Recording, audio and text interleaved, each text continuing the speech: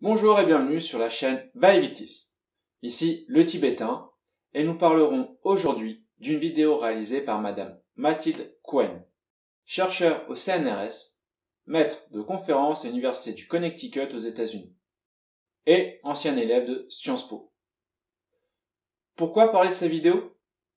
Parce qu'elle parle du racisme de la cuisine française.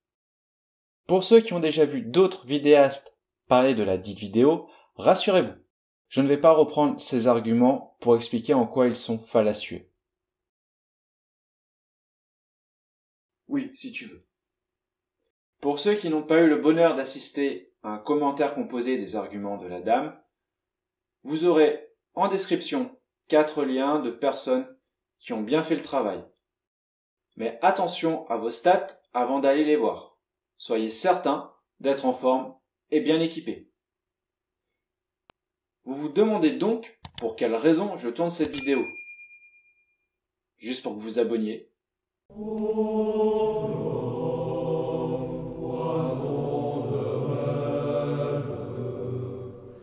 Le moment de savoir contre qui on doit se battre.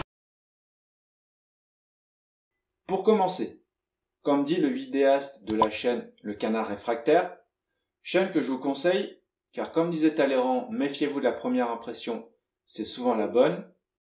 Oui, ce Talleyrand-là. Les échelons de sécurité et la justice sociale ne sont que 2 universitaires pas finis et 3 blaireaux sur les réseaux sociaux. Et que, par conséquence, il est inutile de se focaliser sur ces gens-là. Il n'a pas tort, mais je rappelle que l'écriture inclusive a commencé comme ça. Donc certes, il ne faut pas se focaliser sur ces gens-là, car ils ne font du bruit que pour ceux qui les écoutent, mais il y a des gens pour les écouter, et ils finissent par faire école. Pour moi, ce qui est intéressant, c'est de comprendre où ils veulent nous emmener. Première constatation intéressante. Madame Cohen n'utilise pas le mot racisme et ne part pas dans des arguments du style « le lait c'est blanc et seuls les blancs peuvent digérer le lactose, donc le lait est un aliment raciste ».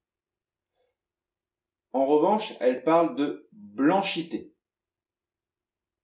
Si je résume son discours, la cuisine française, en fait non, la culture française est un obstacle au développement du culte de corne. Voyez Nounours pour les explications sur corne. En effet, bien qu'elle commence en parlant de la cuisine, ses digressions montrent clairement que si elle parle de la cuisine, c'est pour être certaine d'aller jusqu'au moindre radicelle de la culture française. Qu'en est-il dans les faits? Est-ce juste un fantasme de sa part? Ou bien s'appuie-t-elle sur quelque chose de fondé? Je vous propose, pour commencer, de comparer la situation de la France à son voisinage. La Grande-Bretagne, l'Allemagne, ou même la Belgique ou la Suède, ont, sur leur territoire, une population de fidèles de corne bien plus active politiquement, voire sociologiquement qu'en France.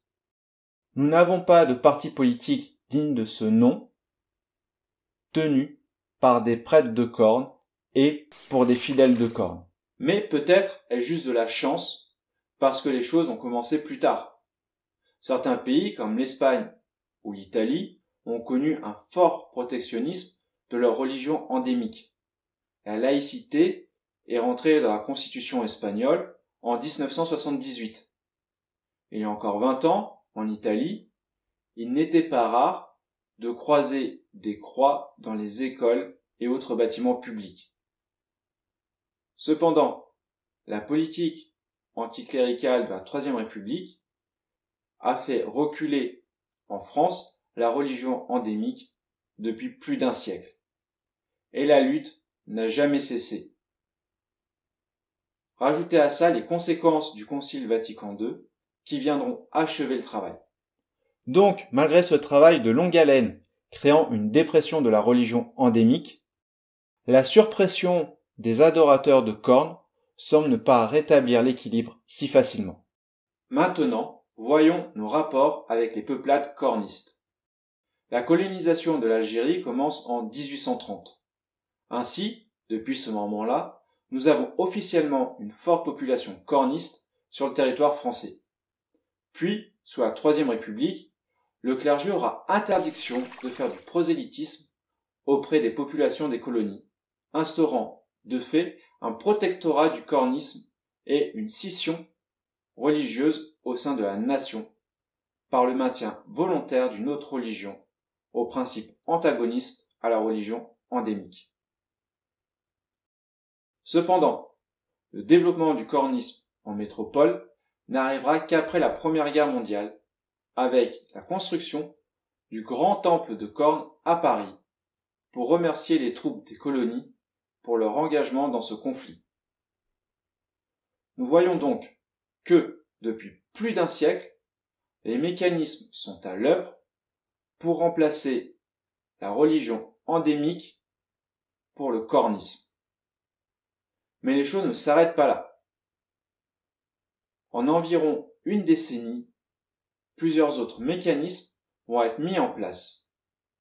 Nous avons vu le Concile Vatican II, mais il y a l'indépendance de l'Algérie couplée au regroupement familial qui permettra la migration importante de cornistes en métropole. Et dans le même temps, la loi Veil et tout le courant de mai 68 qui fera s'effondrer le taux de fécondité chez la population endémique de France, en dessous du seuil de renouvellement de la population, alors que la population arrivante garde un taux de fécondité à un niveau de croissance de la population.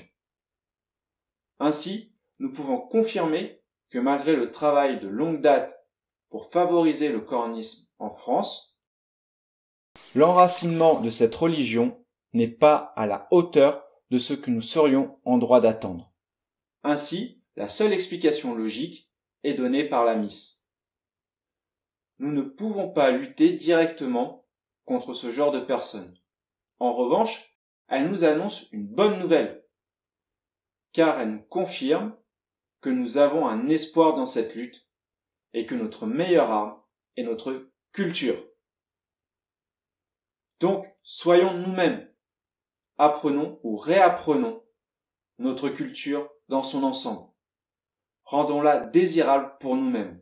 Aimons-la et soyons reconnaissants envers tous ceux qui se sont sacrifiés pour la faire grandir et la sauvegarder.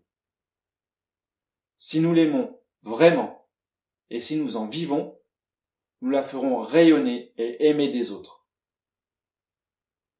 Voici la fin de cette vidéo. N'oubliez pas d'aimer ou non, de partager pour faire connaître la chaîne, de vous abonner en activant la cloche, ainsi que de commenter. C'était le Tibétain, que l'excellence vous guide et que les dés vous soient cléments. Qu'est-ce que je suis sur cette terre? Un homme qui est prêt à mourir, prêt à mourir. Un homme qu'on appelle volontaire, qui sait servir et sait mourir et sait mourir. Que m'importe cette vie, pourvu qu'elle serve à mon idée, à mon idée. Et allez, vos compétences ne vont pas s'améliorer toutes seules.